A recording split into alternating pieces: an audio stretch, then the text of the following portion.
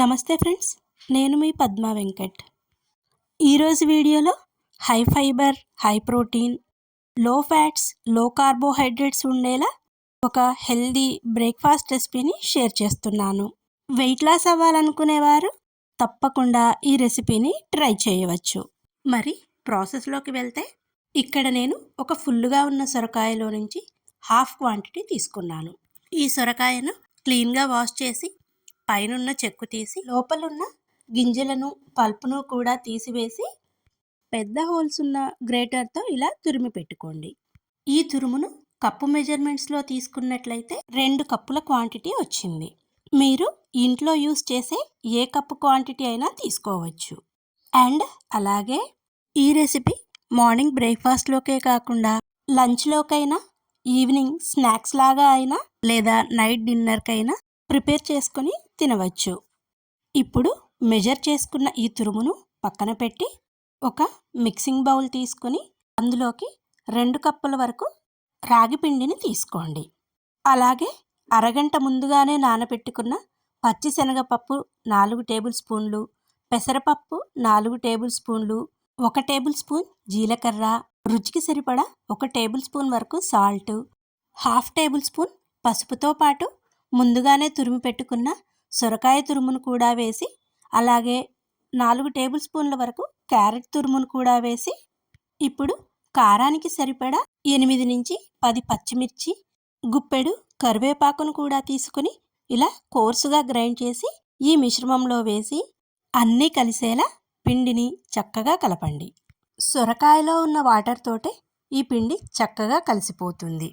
ఒకవేళ సొరకాయలో water content తక్కువగా ఉంది అనిపిస్తే కొద్దిగా వాటర్ని స్ప్రింకిల్ చేసుకుంటూ ఈ పిండి మిశ్రమాన్ని సాఫ్ట్గా కలుపుకోండి. ఒకవేళ పిండి పల్చగా అయినట్లయితే మరికొంత పొడి పిండిని వేసి మిక్స్ చేసుకోండి. పిండి ముద్దను చక్కగా మిక్స్ చేసిన తరువాత 1 టేబుల్ స్పూన్ ఆయిల్ వేసి పిండి అంతటికి ఇలా పట్టించి మూత పెట్టి ఒక అరగంట పాటు పక్కన పెట్టండి.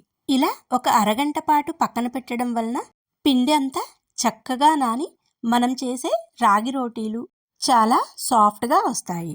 అరగంట తరువాత ఈ పిండి మిశ్రమాన్ని మరొకసారి చక్కగా నీట్ చేసుకుని కొద్దిగా పిండి మిశ్రమాన్ని తీసుకుని ఇలా రౌండ్ బాల్ లాగా చేసుకుని బటర్ పేపర్ని తీసుకుని 1 టేబుల్ స్పూన్ ఆయిల్ని వేసి బటర్ పేపర్ అంతా ఆయిల్ని స్ప్రెడ్ చేయండి.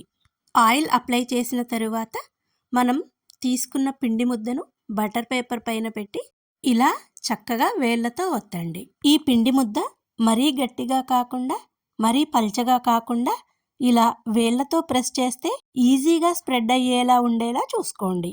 ఒకవేళ మీకు బటర్ పేపర్ అందుబాటులో లేకపోయినట్లయితే ఒక కాటన్ క్లాత్ని తీసుకొని వాటర్లో తడిపి నీళ్ళని గట్టిగా పిండేసి ఆ క్లాత్ పైన ఈ రోటీలు ప్రిపేర్ చేసుకోవచ్చు.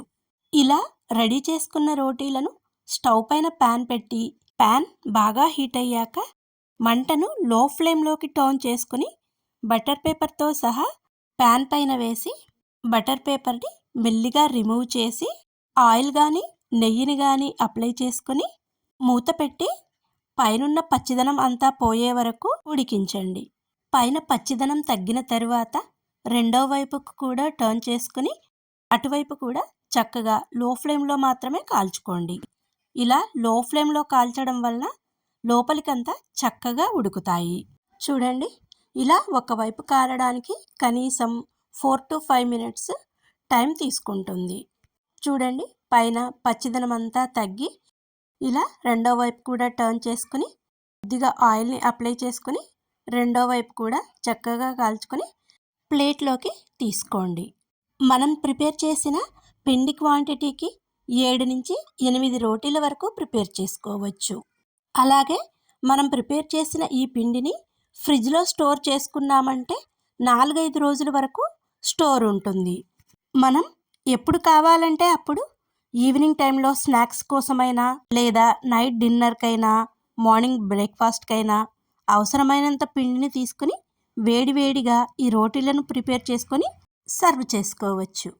ఈ సొరకాయ రాగి రోటీలను చిన్నపిల్లలైతే ఎటువంటి కాంబినేషన్ లేకుండా వేడివేడిగా స్కూల్ నుంచి వచ్చేసరికి ప్రిపేర్ చేసి ఇచ్చారంటే ఆడుతూ పాడుతూ తినేస్తారు. పెద్దవారైతే నచ్చిన చట్నీ, వేరుశనగ చట్నీ కానీ, టమాటో చట్నీతో కానీ, లేదా వారికి నచ్చిన గ్రేవీ కర్రీతో కానీ సర్వ్ చేసుకోవచ్చు. పెరుగు కాంబినేషన్తో కూడా ఈ రెసిపీ చాలా బాగుంటుంది. మరి మీరు కూడా ట్రై చేసి టేస్ట్ ఎలా ఉందో చెప్తారు కదూ. Thank you for watching.